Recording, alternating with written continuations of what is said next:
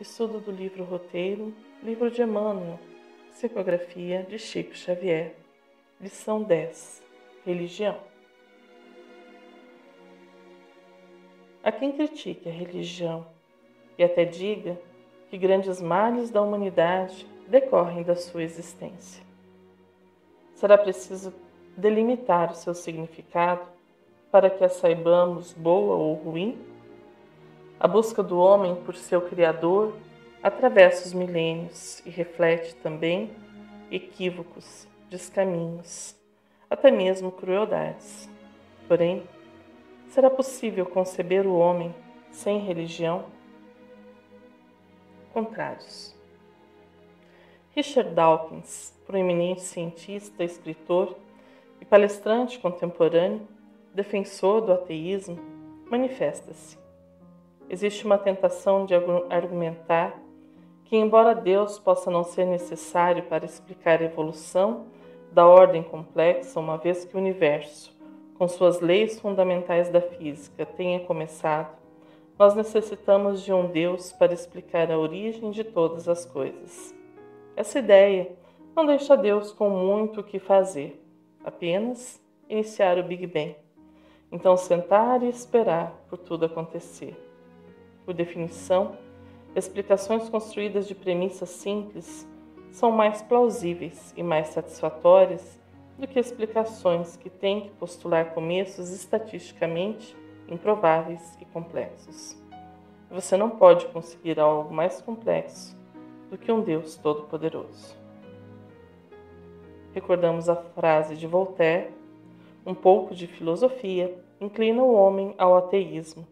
Profunda filosofia faz retornar o homem à religião. Compreensão. O que eu não compreendo, refuto como falso. Se não compreendo Deus, ele não existe. Assim é que muitos e muitos transitam pelo mundo. Mas a grande maioria dos homens possuem a crença em um Deus Criador, uma força superior que tudo rege e governa, e é esta parcela da humanidade que, ao longo dos séculos, tem vivenciado a religião. Assim, sem nenhuma pretensão de definir o que seja religião, é preciso que a delimitemos como algo dos homens e não confundi-la com Deus. Deus e religião não são sinônimos. A religião é, acima de tudo, uma busca do homem por Deus. Caminhemos então com Emmanuel neste tema tão rico que ele nos propõe. A ciência multiplica as possibilidades dos sentidos e a filosofia aumenta os recursos do raciocínio, mas a religião é a força que alarga os potenciais do sentimento. Por isso mesmo, no coração mora o centro da vida. Dele partem as correntes imperceptíveis do desejo que se substanciam em pensamento no dínamo cerebral, para depois se materializarem nas palavras, nas resoluções, nos atos e nas obras de cada dia. Sentimentos. Somos o que sentimos, já dizem os grandes pensadores. E é justamente isto que Emmanuel está a afirmar. Eis que do nosso sentir, coração, nasce o desejo, que vira um pensamento e se revela em palavras, ações e posturas de nossa vida diária. Neste primeiro pulso, o sentir, encontra-se então a religião, com uma força que alarga os potenciais do sentimento. O que isto quer dizer? De que forma a religião atua em nosso sentir? Recordemos o grande poeta Drummond de Andrade, que nos diz: porque eu sou do tamanho daquilo que sinto, que vejo e que faço, não do tamanho que as pessoas me enxergam. Continuemos com a lição em busca deste entendimento. Na luta vulgar, há quem menospreze a atividade religiosa, supondo-a mero artifício do sacerdócio ou da política. Entretanto, é na predicação da fé santificante que encontraremos as regras de conduta e perfeição de que necessitamos para o crescimento de nossa vida mental na direção das conquistas divinas. Eis então uma chave que coloca-se nesta porta que alarga os potenciais do sentimento, a religião. A chave é a fé. É por acreditarmos em algo e em alguém que levantamos-nos todos os dias com um pouco de esperança. Ou como nos explicam os Espíritos. A esperança e a caridade são corolários da fé e formam com esta uma trindade inseparável. Não é a fé que faculta a esperança na realização das promessas do Senhor? Se não tiverdes fé, que esperareis? Não é a fé que dá amor? Se não tendes fé, qual será o vosso reconhecimento e, portanto, o vosso amor? Inspiração divina. A fé desperta todos os instintos nobres que encaminham o homem para o bem. E a base da regeneração. É a base da regeneração. Preciso é, pois, que essa base seja forte e durável, porquanto se a mais ligeira dúvida a abalar, que será do edifício que sobre ela construirdes? Levantai, conseguintemente, esse edifício sobre alicerces inamovíveis. Seja mais forte a vossa fé do que os sofismas e as zombarias dos incrédulos, visto que a fé, que não afronta o ridículo dos homens, não é fé verdadeira. Evangelho segundo o Espiritismo, capítulo 19. No sentido especial da fé religiosa, a revelação se diz mais particularmente das coisas espirituais que o homem não pode descobrir por meio da inteligência, nem com o auxílio dos sentidos, e cujo conhecimento lhe dão Deus ou seus mensageiros, quer por meio da palavra direta, quer pela inspiração. Allan Kardec, capítulo 1, item 7, livro A Gênese. Uma outra frase de Allan Kardec sobre a fé. Fé inabalável é aquela que pode encarar a razão face a face, em todas as épocas da humanidade. Sigamos um pouco mais com o livro Roteiro. A humanidade, sintetizando o fruto das civilizações, é construção religiosa. Dos nossos antepassados invertebrados e vertebrados, caminhamos nos milênios, de reencarnação em reencarnação, adquirindo inteligência, por intermédio da experimentação incessante. Mas não é somente a razão o fruto de nosso aprendizado no decurso dos séculos, mas também o discernimento, ou a luz espiritual com que pouco a pouco aperfeiçoamos a mente. A religião é a força que está edificando a humanidade. É a fábrica invisível do caráter e do sentimento. Passo a passo. Pensemos que uma longa caminhada requer passos e mais passos. Assim, também em nossa trajetória evolutiva, cada conquista pessoal, cada virtude adquirida é um passo a mais. Mas as virtudes não são apenas produto da razão ou do intelecto. Nossos sentimentos estão na base de todo este processo. E Emmanuel, no esforço de nos auxiliar a compreender este processo evolutivo, este passo do nosso roteiro, nos diz que a religião é como uma fábrica invisível que tem em sua linha de produção o caráter e o sentimento. Com base nestes pensamentos de Emmanuel, podemos então avançar um pouco mais no real significado da religião em nossas vidas. Eis que o aproximamos dos sentimentos e não de um lugar, como os templos e locais de oração, ou uma atitude, como os rituais e dogmas. O que se busca compreender é o sentimento religioso. É este que impulsiona a humanidade. A base das civilizações. O sentimento religioso é a base de todas as civilizações. Preconiza-se uma educação pela inteligência, concedendo-se liberdade aos impulsos naturais do homem. A experiência fracassaria. É ocioso acrescentar que me refiro aqui à moral religiosa, que deverá inspirar a formação do caráter e do instinto da família, e não ao sectarismo do círculo estreito das igrejas terrestres, que costumam envenenar, aí no mundo, o ambiente das escolas públicas, onde deverá prevalecer sempre o mais largo critério de liberdade de pensamento. Falo do lar e do mundo íntimo dos corações. No dia em que a evolução dispensar o concurso religioso para a solução dos grandes problemas educativos da alma do homem, a humanidade inteira estará integrada na religião, que é a própria verdade, encontrando-se unida a Deus pela fé e pela ciência, então irmanadas. Emmanuel, do livro Emmanuel. Sigamos com a lição.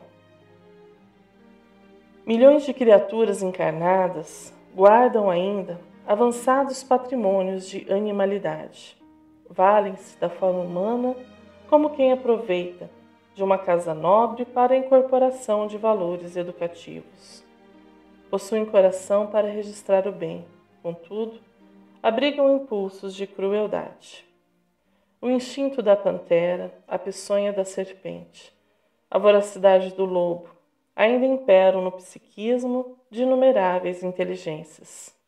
Só a religião consegue apagar as mais recônditas arestas do ser, determinando nos centros profundos de elaboração do pensamento, altera gradativamente as características da alma, elevando-lhe o padrão vibratório através de melhoria crescente de suas relações com o mundo e com os semelhantes. Evolução. Percebe-se que há uma gradação no caminho evolutivo e que, não obstante o avanço intelectual, o homem ainda vibra em faixas densas, eis que ainda não desenvolveu o seu psiquismo de forma saudável, pautado no bem e no amor. Sobre este tema, André Luiz nos auxilia no livro Evolução em Dois Mundos. Até a época recuada do Paleolítico, interferiram as inteligências divinas para que se lhe estruturasse o veículo físico, dotando-a com preciosas reservas para o futuro imenso. Envolvendo-a na luz da responsabilidade, conferiam-lhe o dever de conservar e aprimorar o patrimônio recebido, e investindo-a na riqueza do pensamento contínuo, entregaram-lhe a obrigação de atender ao aperfeiçoamento de seu corpo espiritual. Aceitar-se-á razoavelmente que até semelhante fase os tremendos conflitos da natureza, em que se mesclavam a violência e a brutalidade, foram debitados à conta de evolução necessária para a discriminação de indivíduos e agrupamentos, espécies e raças. Estabelecido, porém, o princípio de justiça e aflorando a mentação incessante, o homem começou a examinar em si mesmo o efeito das próprias ações, de modo a crescer conscientemente para a sua destinação de filho de Deus, herdeiro e colaborador da sua obra divina. Espicaça-lhe então a curiosidade construtiva. Faminto de elucidações adequadas quanto ao próprio caminho, ergue as antenas mentais para as estrelas, recolhendo os valores dos espíritos que lhe consubstanciam o patrimônio de revelações dos céus, através dos tempos. Era necessário satisfazer ao acrisolamento do seu veículo sutil, na essência íntima, assegurar-lhe o transformismo anímico, revesti-lo de luminosidade e beleza e apurar-lhe os princípios para que, além do augusto círculo humano, pudesse retratar a glória dos planos superiores. Para isso, o pensamento reclamava orientação educativa, de modo a despojar-se da espessa sedimentação de animalidade que lhe presidia os impulsos. Exigia-se-lhe a depuração da atmosfera vital, imprescindível à assimilação da influência divina. E a atividade religiosa nasceu por instinto mundial de higiene da alma, traçando ao homem diretrizes à nutrição psíquica, de vez que pela própria perspiração exterioriza os produtos que elabora na usina mental, em forma de eflúvios eletromagnéticos, nos quais se lhe corporificam em movimento os reflexos dominantes, influenciando o ambiente e sendo por ele influenciado. Evolução em dois mundos. Sigamos com Emmanuel em mais um trecho da lição. Nascida no berço rústico do temor, a fé iniciou seu apostolado, ensinando às tribos primárias que o divino poder guarda as rédeas da suprema justiça, infundindo respeito à vida e aprimorando o intercâmbio das almas. Dela procedem os mananciais da fraternidade realmente sentida. E embora as formas inferiores da religião na antiguidade, muitas vezes incentivando a perseguição e a morte, em sacrifícios e flagelações deploráveis, e apesar das lutas de separação e incompreensão que dividem os templos nos dias da atualidade, arregimentando-os para o dissídio em variadas fronteiras dogmáticas, ainda é a religião a escola soberana de formação moral do povo, dotando o espírito de poderes e luzes para a viagem da sublimação. Escola soberana. Pergunta-se então qual o papel da religião na sociedade.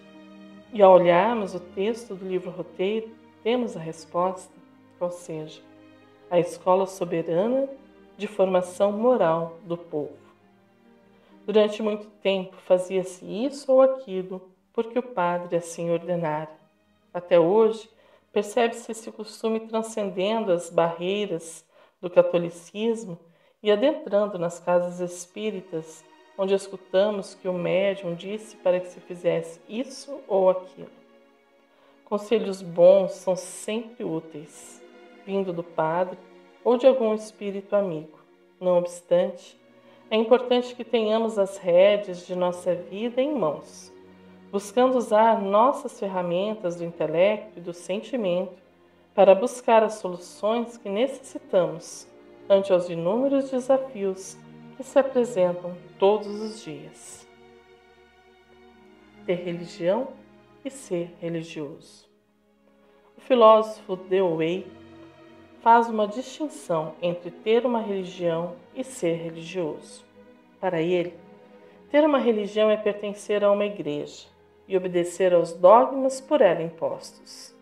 Ser religioso é encaminhar o pensamento para os aspectos cósmicos da vida, ou seja, para a humildade, a simplicidade e o amor ao próximo. A parábola do bom samaritano, pronunciada por Jesus, é um bom exemplo. Nela, Jesus retrata o samaritano, considerado herege, fazendo o que os conhecedores da lei e da religião deveriam fazer e não faziam. É o Espiritismo uma religião? Prende-se ao sentimento religioso? É uma manifestação fortuita? Tornar-se-á uma crença comum? Será uma religião universal? Eis algumas perguntas valiosas em nossa reflexão sobre religião.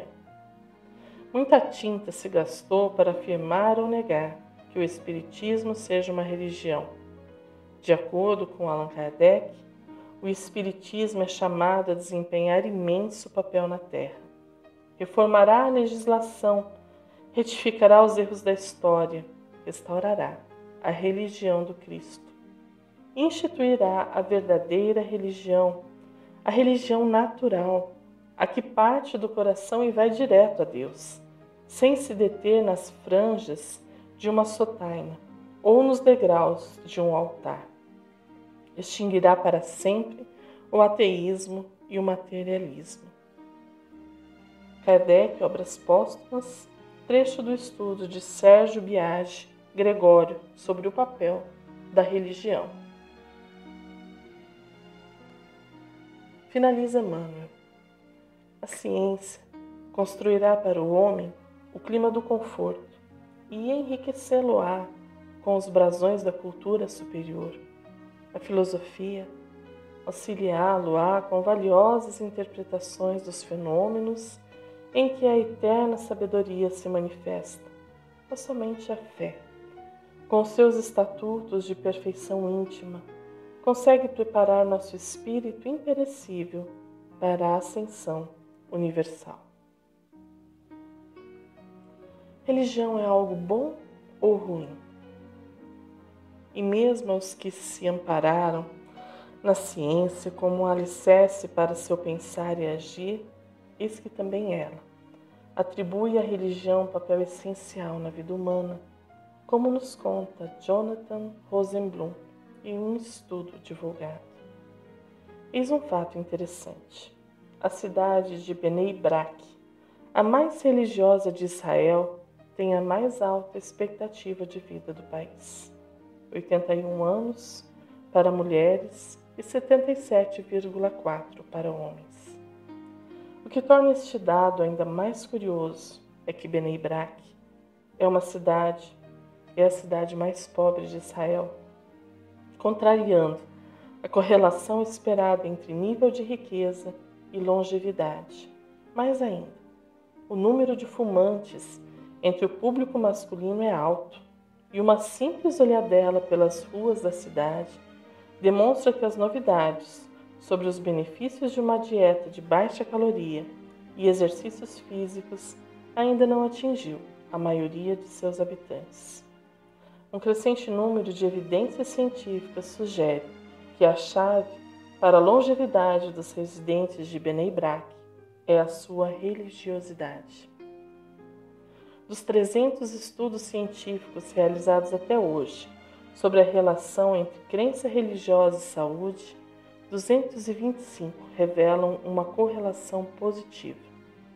Vários estudos demonstram que a fé religiosa e o comparecimento regular aos serviços religiosos estão associados à redução no número de visitas ao médico, baixa incidência de certos tipos de câncer e doenças do coração, e taxas menores de mortalidade pós-operatória e recuperações mais rápidas. O informativo de Harvard Health Newsletter recentemente dedicou uma edição completa ao impacto da religiosidade sobre a saúde. Cursos sobre cura e espiritualidade estão proliferando nas escolas de medicina americanas. Embora nenhum dos estudos realizados até agora pôde estabelecer uma ligação tipo causa-efeito entre crença religiosa e melhoria de saúde, as correlações demonstradas já são suficientes para dar o que pensar. Um estudo realizado na Universidade Duke demonstrou que aqueles que comparecem aos serviços religiosos uma vez por semana têm cerca de 50% menos chance de apresentar altos níveis sanguíneos de interleukin 6, substância associada a alguns tipos de câncer e doenças coronárias.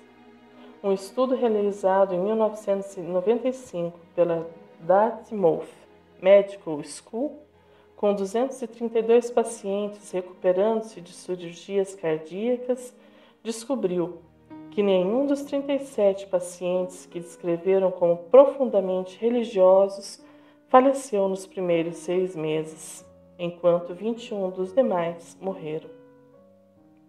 Aqueles que receberam forte apoio comunitário, reforçado por sua crença religiosa, tiveram 14 vezes mais chances de sobreviver do que os que não tiveram todo este apoio.